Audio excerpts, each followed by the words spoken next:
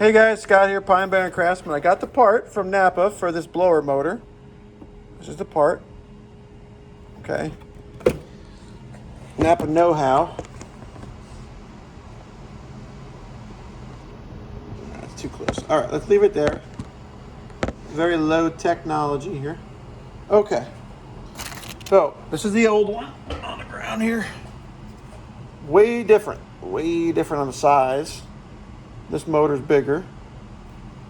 I'm going to say that if I can get a couple holes to line up here, I think we're in business for the size. Yeah, those will work.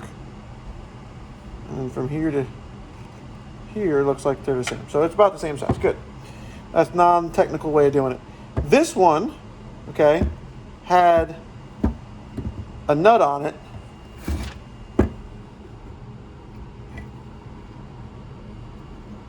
That's speed nut, okay? So this is gone.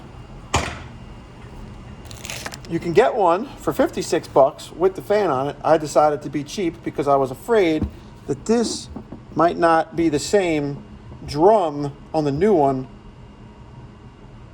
Let's see if it fits in the hole. So this is the shaft.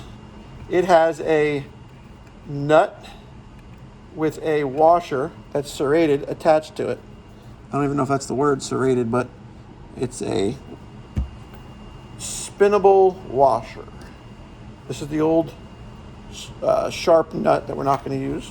Oh, by the way, there's a plug that doesn't fit in this kit, and then there's a plug here that must fit. I guess there's one for either style motor.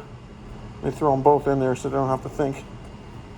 And that basically just shows you the windings in here of the motor. See the little copper windings in there?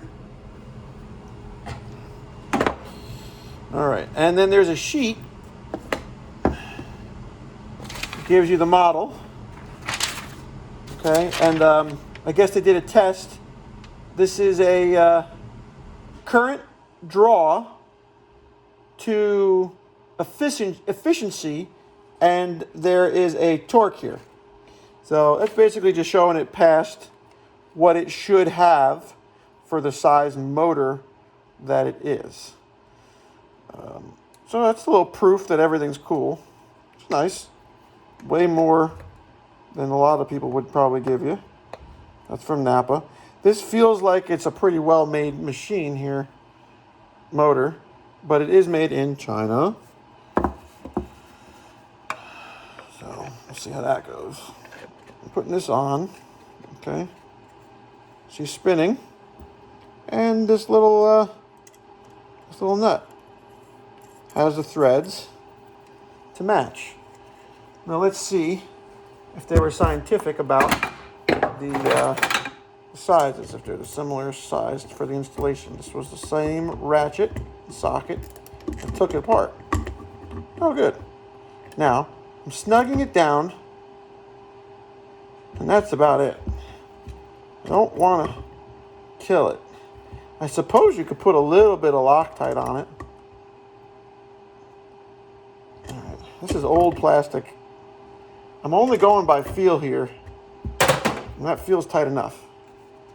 Wow. I think this is going to work pretty good. What do you guys think?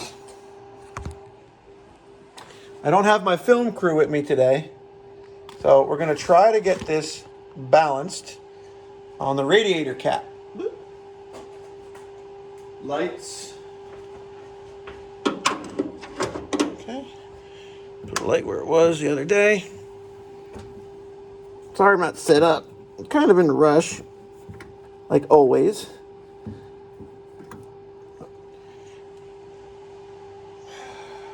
Okay, so we got the socket, and we got the machine here, the motor. I don't know why I keep calling it a machine. All right, we're going to take one of these bolts. We're going to put this in the correct orientation. There's a little nipple here and a little nipple there that goes in to make sure it knows that we're square. Square on the nips. Get on the nips. All right, there we go. Perfect.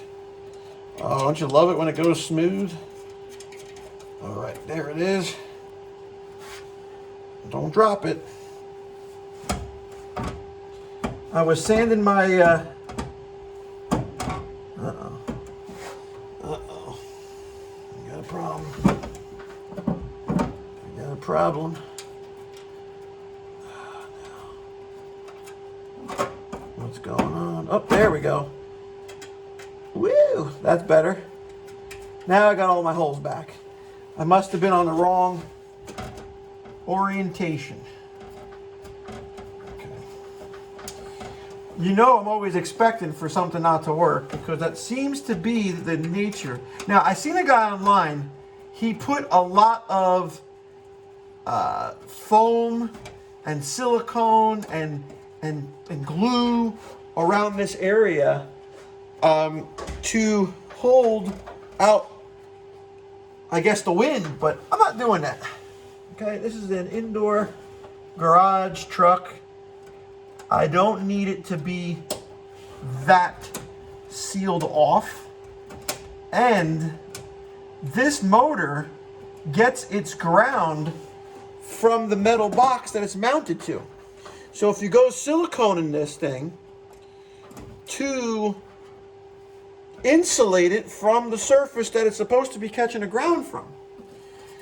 An alternative would be to put a small little wire from one of these nuts, sand down a piece, and go to the body somewhere, body ground, okay? I could do that, but that's not what was here. And I don't want any more wires in my way. A lot of things get power, 12 volt, from different parts of the circuitry, and they ground themselves out on different things. So, like if you go putting silicone on your distributor, so how's it going to get a ground? You know, a coil, but the distributor grounds to the block, I believe. If I'm not mistaken. There's a lot of things that work like that. So you gotta be mindful of what you're using. Oh, sensors too. Like sensors will read maybe temperature or pressure, and they might be getting current through them, and they might be looking for that current to go to ground. Positive, negative, right? Oh, that's a strong magnet. I just grabbed my ratchet. Just snug it down. I mean, the amount of little bit of air that's going to scoot past this is not going to hurt nothing. I guess you could seal it up airtight if you want. You don't want monoxide coming in from the motor compartment. If I decided to change it around and seal it, I would probably use a very small bead of some kind of gasket material, and then make sure that I ran a wire to the chassis ground. Okay. You do what you want. See how it works. This little one's hard to get to.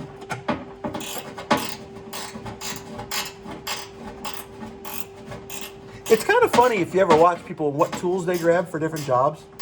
Like, there's 1,000 different ways to tighten the bolt. Or maybe a couple hundred, maybe 5 different ways. But it's funny to see what people grab from their toolbox. Sometimes you see a guy grab like a huge ratchet set to move a little nut or bolt. I kind of always just grab what can fit into the spot. You know, some guy might have used a screwdriver for this with a nut driver on it. Okay, a little small talk for you. From a small man. Alright, that fits. Oop, don't bend it. Hey. Just like that, you noticed it was a lot easier to bend this tab than it was a factory one. I could just, little things like that. Okay. Yesterday, I took the old blower motor and I put it on the battery, and I'll post you a video of that. I don't have the keys on me right now, I don't think, to test it. Nope. So stay tuned. Watch me. Thanks, guys.